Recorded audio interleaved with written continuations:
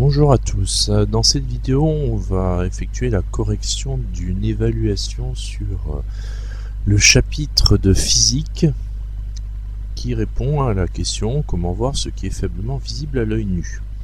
C'est un chapitre d'optique et cette évaluation est une évaluation pour permettre de vérifier si les notions de cours sont comprises. Donc c'est une évaluation qui a été proposée sur ordinateur sous forme de QCM pour une grosse majorité de questions et pour lequel il y avait 45 minutes pour compléter les questions qui étaient proposées. Sachant que c'était une évaluation de 14 questions. Donc ça laissait largement le temps de réfléchir correctement puisque quelqu'un qui connaît bien les notions du chapitre peut faire l'évaluation en 15 minutes, 20 minutes à peu près. Donc c'est parti, on démarre.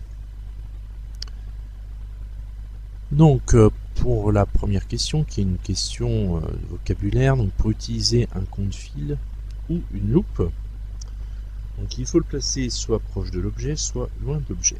En l'occurrence c'est proche de l'objet, puisque si on le met loin, on aura une vue inversée, ce qui n'est pas le but d'un compte-fil ou d'une loupe. Le but, je le rappelle, est d'agrandir ce qu'on observe. Donc la deuxième question, qu'est-ce que le centre optique?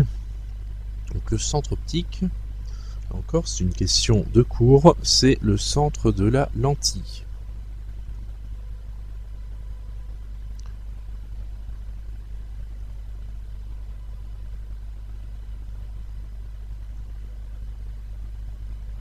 Donc ensuite on enchaîne avec une phrase à trous. Donc le foyer principal image est quelque chose au foyer principal objet. Donc on a le choix entre tangent, symétrique par rapport à la lentille, perpendiculaire, symétrique par rapport à l'écran ou parallèle. Donc là ici en fait le foyer principal image il est symétrique par rapport à la lentille. Symétrique au foyer principal objet par rapport à la lentille. Donc cette réponse-là. Alors tangent, perpendiculaire, parallèle, c'est des mots qui ne s'appliquent pas à un point et le foyer principal image c'est un point. Donc il n'y avait que les deux symétriques qui pouvaient fonctionner et c'est donc par rapport à la lentille. Donc ensuite, la distance focale est la distance entre l'objet et le foyer objet, le centre optique et le foyer image, le centre optique et l'écran, l'image et le foyer image, le foyer objet et le foyer image, ou entre objet et image. Donc pour cette question-là, la bonne réponse était entre le centre optique et le foyer image. Là encore, c'est une question de cours puisque c'est la définition de la distance focale que l'on cherchait.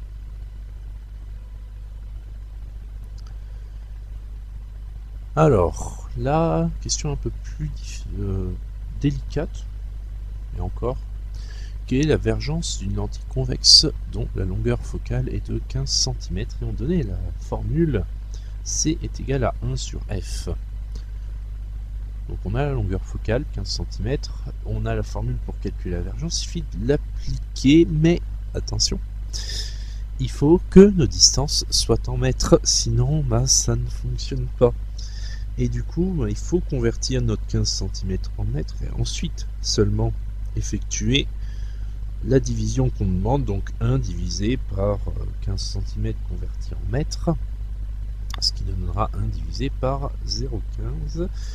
Et ce qui nous donne 6,7 dioptries.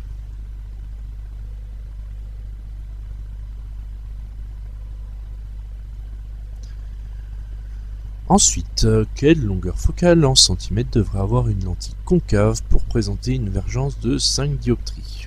Alors là, c'est le calcul inverse. Donc soit on calcule directement l'inverse, donc 1 sur 5, soit on teste toutes les propositions que l'on a. Donc là, en l'occurrence, la bonne réponse, ce serait 20 cm. Puisque si on calcule par l'inverse, on aura 1 divisé par 5, ce qui donnera du 0,2 mètres, et ce qui convertit en centimètres donne bien 20 cm. Donc ensuite, question 7, tout rayon lumineux qui passe par le centre optique d'une lentille convergente. Alors on a le choix entre n'est pas dévié et dévié ou ressort parallèle à l'axe optique. Et là en fait, quand un rayon passe par le centre optique, il n'est pas dévié. Donc là encore, c'est une question de cours. Demandez simplement la définition. Donc ensuite, question 8. Par rapport à ces bords, le centre d'une lentille convergente est soit moins épais, soit plus épais, soit de même épaisseur. Alors si c'était moins épais, ce serait une lentille divergente. Si c'était de même épaisseur, ce serait une plaque de verre. Donc pour les lentilles convergentes, le centre est plus épais. Là, c'est au niveau des caractéristiques physiques des lentilles.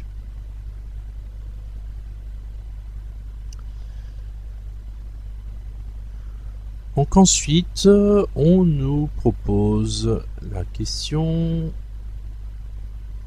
qui nous demande quel schéma est correct par rapport à une situation qu'on nous propose.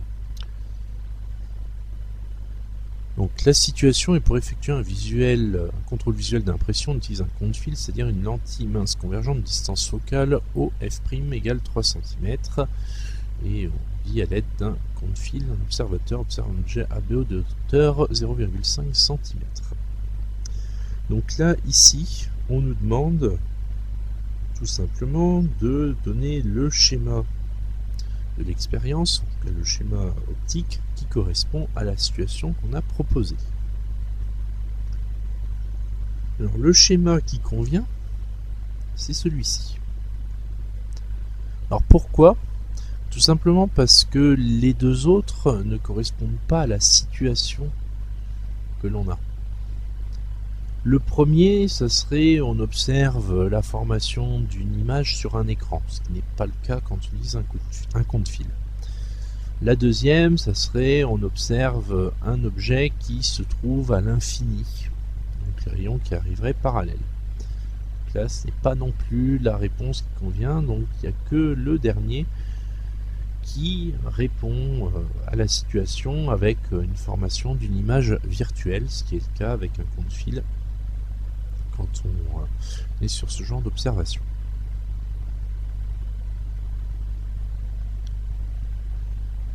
Donc du coup ça j'en ai parlé, on nous demande de préciser la nature réelle ou virtuelle de l'image, donc c'est une image virtuelle puisqu'elle ne se forme pas sur un écran. Nous permet d'enchaîner rapidement sur les questions ouvertes où là on nous demande de taper les réponses. Donc dans la question numéro 11, on nous demande de calculer OA', toujours par rapport à la même situation problème. Et on nous rappelle formule de conjugaison et formule du grandissement.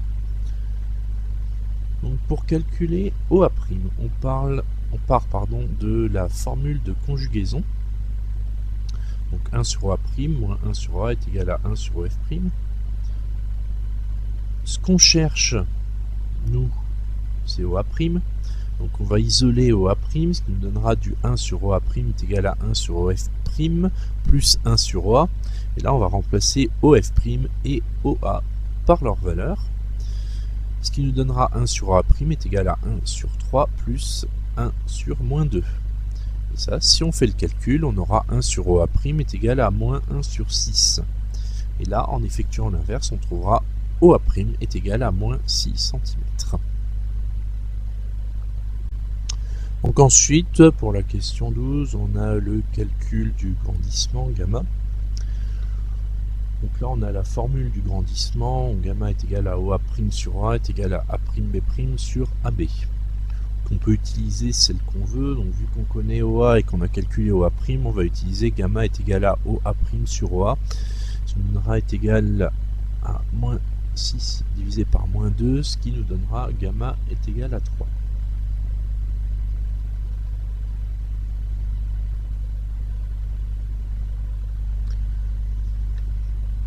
Pour la question 13, toujours sur la même situation problème, on nous demande cette fois-ci de calculer A'B'.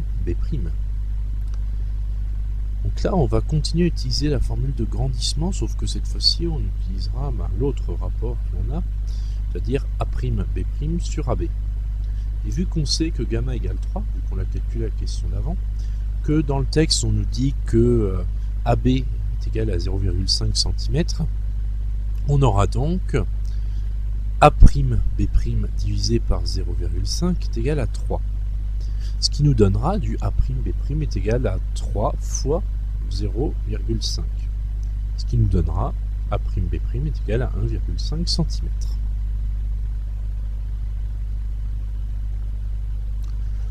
Pour finir, on nous demandait de justifier l'intérêt d'utiliser un compte-fil. Donc là, c'était une question très ouverte, on pouvait organiser la réponse comme on le sentait. Mais il fallait dire, en tout cas, que le compte-fil permettait de voir les détails de l'objet, car l'image de l'objet sera agrandie. On pourrait préciser que ce sera agrandi 3 fois, et donc l'objet nous paraîtra plus grand quand on le regardera au travers le compte-fil. Et donc, après, on pouvait formuler ça, à dire que ça permettait de voir les détails, à dire que ça permettait de mieux voir certains éléments.